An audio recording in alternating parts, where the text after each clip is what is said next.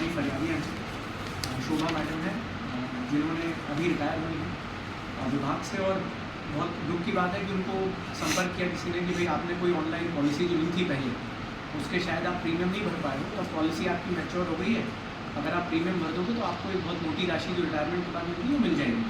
और जैसा कि रहता है कि अपने भविष्य को सुनहरा करने के लिए हर व्यक्ति सोचता है कि अगर मेरी कोई पुरानी चीज़ हो उसको कर लें, तो मुझे लगता है कि ये बहुत ही कॉमन मोडस ऑपरेंडा है किसी भी साइबर फ्रॉड के लिए।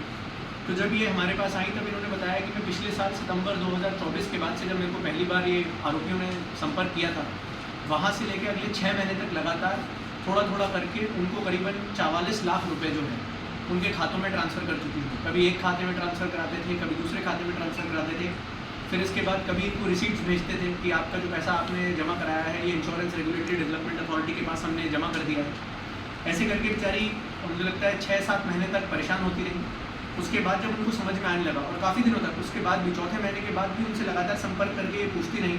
कि भाई हमारे पॉलिसी का जो मैच्योरिटी अमाउंट है वो हमें कब प्राप्त होगा। और जब उनको 2-4 महीने बाद समझ में आया कि यार बार बार संपर्क करने के बाद नंबर बदलते जा रहे हैं, फ़ोन नहीं उठाते हैं, फ़ोन स्विच ऑफ कर लेते हैं, तब उन्होंने पहली बार हमें संपर्क किया था। पहली बार जब हमें संपर्क किया था हमें भी लगा था कि भाई इतना पुराना क्योंकि केस हो चुका है और लगातार काफ़ी लंबे समय से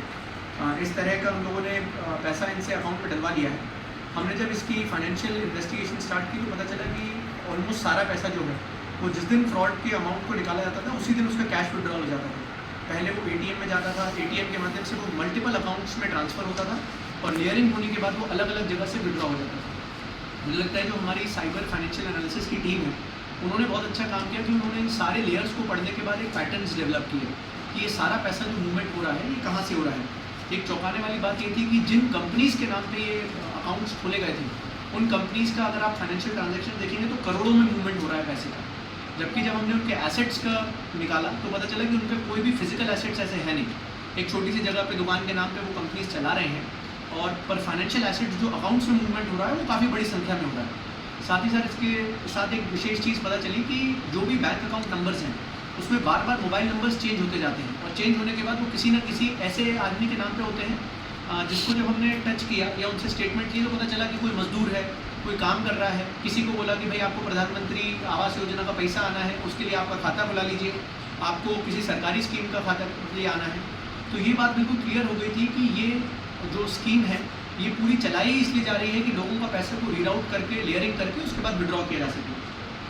तो लगातार हम लोग पिछले 1-1.25 महीने से हमारी टीम्स इसमें काम कर रहे थे। पहले हमने बड़ा साइलेंटली इसके पूरे फाइनेंशियल ट्रेल को इस्टेब्लिश किया। इस्टेब्लिश करने के बाद फिर हमने एक साथ मल्टीपल टीम्स बना के रेड की, जिसमें रेड में वाराणसी था, नोएडा था, गाज़ियाबाद था, न्यू दिल्ली था और बिहार थी। और हमें एक साथ रेड करना इसलिए भी आवश्यक था क्योंकि हमें पता था कि अगर एक बार भी किसी को चेन में पता लग गया कि पुलिस उनके बारे में जानने लगी है तो फिर उसके बाद बाकी लोग अपना फ़ोन स्विच ऑफ कर लेते हैं या लोकेशन चेंज करने लगते हैं।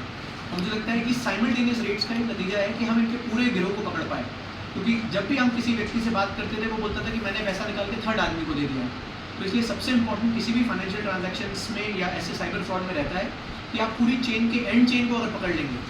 तो मुझे लगता है कि वही चीज़ हमारी टीम ने करके दिखाई है। और मुझे लगता है कि 14,500 किलोमीटर खुद चले हैं, और मैंने खुद देखा है कि हम लोग जब मॉनिटर करते थे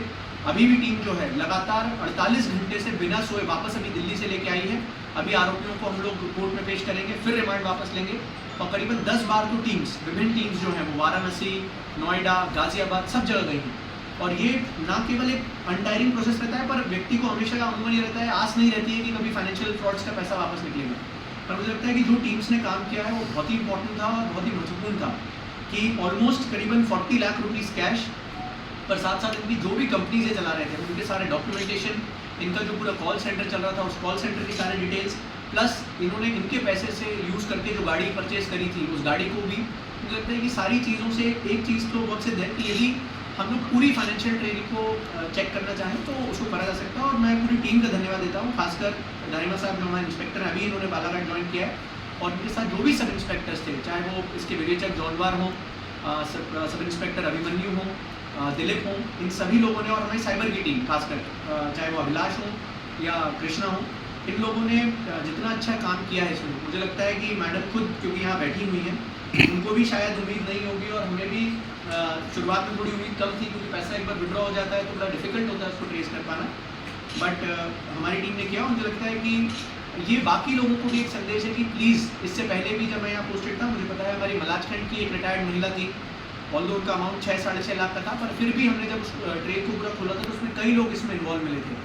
इसमें एक महत्वपूर्ण चीज़ है कि ये जो अंतर्राज्यीय गिरोह था, ये वर्तमान में महाराष्ट्र क्राइम ब्रांच भी इनकी तलाश में है।